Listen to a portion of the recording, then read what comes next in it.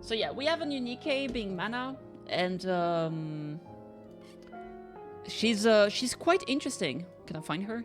Maybe I'm just gonna type her name. Mana. Yeah, there she is.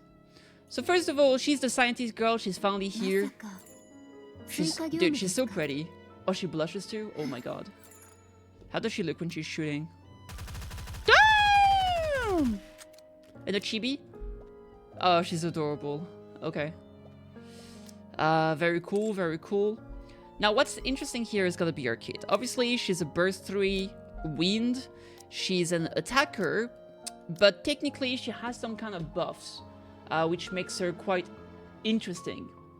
Now, I think she definitely has some value, but I think she's gonna be mostly important, interesting in PvP. Alright, so quickly looking over here.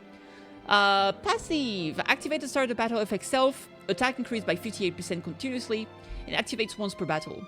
Now, activate when in metal... Is that gamma? The little Y? I never remember. Status of the landing, 10 normal attack, affect all allies, recover 2% of caster's final max HP. So essentially, when she lands 10 hits, she heals her team. Activate the caster is in metal potato status when an ally is out of action, affects 1 incapacitated ally units with the highest attack except casters. Resurrect with 96% HP. Activates when an ally is out of action, affects self, remove metal potato. So essentially the way she works is that she has a self buff. She has a self buff when she hits enemies. Every 10 attacks she heals the team. And she has an additional trigger. Essentially, if a teammate dies, she loses her self buff and she revives them, right? Now, activate at the start of the battle, affects self, metal omega maybe, I don't know. Probably not. Burst gouge filling speed increased by 70% continuously.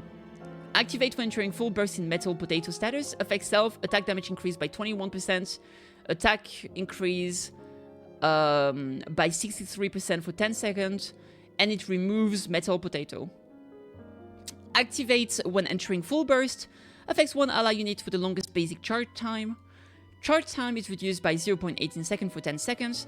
Activated the caster has cast burst skill before, full burst and affects self, potato, metal potato, burst gouge filling speed increased by 70% continuously. So essentially, here she gets this metal buff, right, which increases the filling speed of burst. And when you enter the full burst mode, it removes this buff.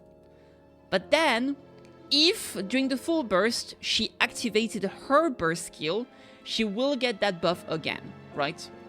Now finally, we have Fatal Error. Affect self, sustained damage increased by 52.8% for 10 seconds. Affect 1 enemy unit nearest to the crosshair. Deal potato damage, 400% of final attack and sustained damage every 1 second for 10 seconds. There we go. So this is some dot damage, right? So essentially, she's kind of a mix.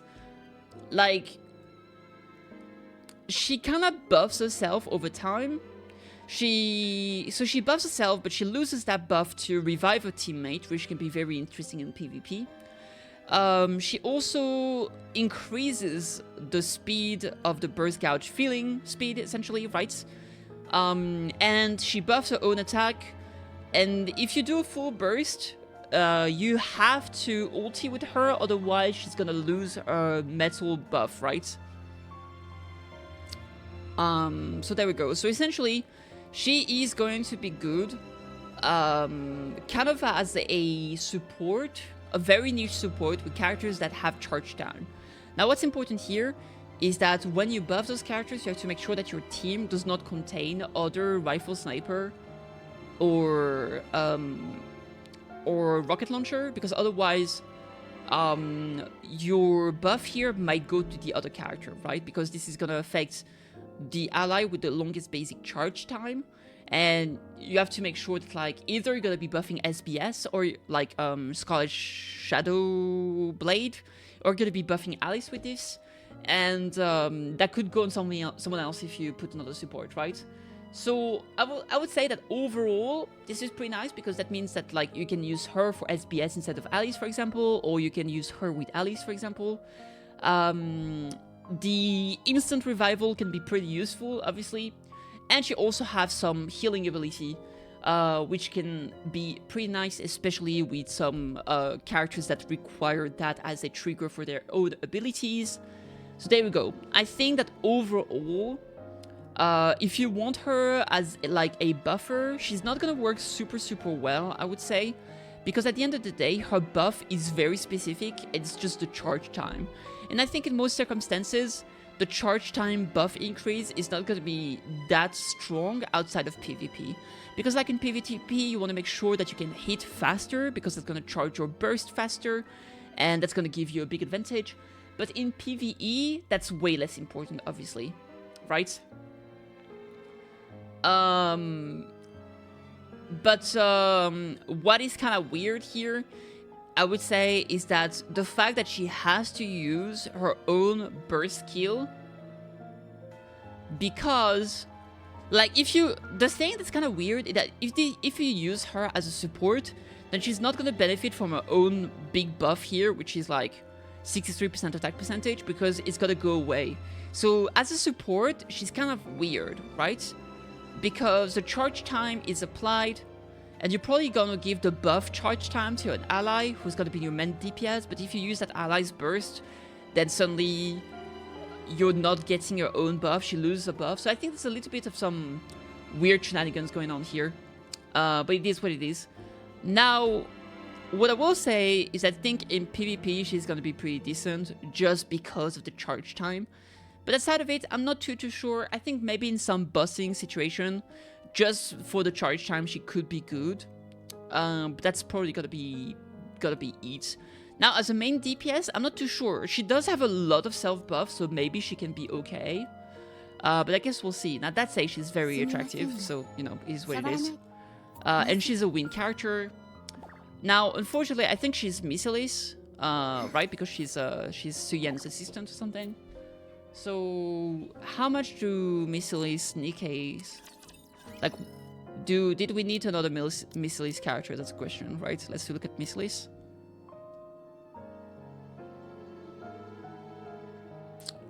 I mean, it's not that bad. Although we've had some nice buff with Drake and stuff like that. Yeah, I think it's alright. Now the thing, like, if I had to say what would be a good team for her, I would probably say something like, yeah, Crown, Leader, obviously, absolutely POG characters. Then I would put SBS, most likely. So, where is she? Where's my SBS? There she is, Scarlet. Then I would probably use another burst 3. So, let's say just a burst 3, but you have to make sure it's not sniper rifle or rocket launcher. So I'm gonna do this. Let's just say fuck it, we'll put like Modernia or whatever, some wave clear, and then you would have mana here essentially, right? So that way you can rotate between those two, and mana is buffing SBS's charge time and all of that good. So that would be a potential team for you if you needed some information here. So there we go. That's kind of my thoughts on her. I'm not too sure how strong she's gonna end up being, right? But that's definitely a potentiality. Now, if you really want to buff someone else, if you want to go for a team that's gonna buff, let's say, what's her name? Oh yeah, Alice. So if you want to buff Alice, I would say Alice here. Then obviously you want to buff Pierce damage and stuff like that. So you either go for Leader, but let's go for something a bit different. So let's say you want to go with D Killer Wife, right? That's gonna be pretty good. Then you want to go with someone like Crown because of the Pierce damage. Where's my Crown? Not Crown, sorry, not Crown. I meant Grave. Grave is cost 2. That's why I couldn't find her. There we go. And then finally, you would have mana here, right? And here you can just flex another burst 3 character. So you can go for whomever. I think one of the best options would definitely be someone like Asuka if you have her. Because she's not a sniper rifle and she benefits from pierce damage and fire code buffs. So this team overall is going to be pretty good. And finally you have mana here. So this could be a different team if you want to go for Alice, obviously. Another option here would be to use leader, obviously, as per always. But this is kind of the idea. So there we go. We have 2 different teams that can work for her. So that's my thought on Mana. Am I gonna pull for her? I kind of want to, but also, I mean, I think she's a permanent character, right? So she's gonna be added to the thingy. So maybe I'll skip. Man, it's so hard. It's so hard because I really want her because she's so pretty. I love the science girl. And compared to Ether, she's so much cooler.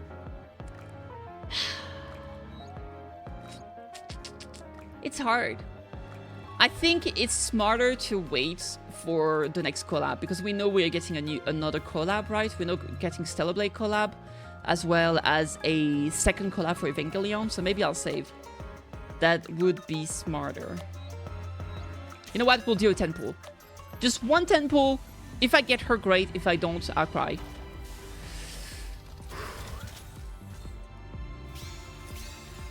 Well, I cry. It is what it is. Well, there it is. Alright. Overall, good stuff. I think she's very cool. Let me know what you think. Did you pull for her? And I'll see you on the next one. Cheers.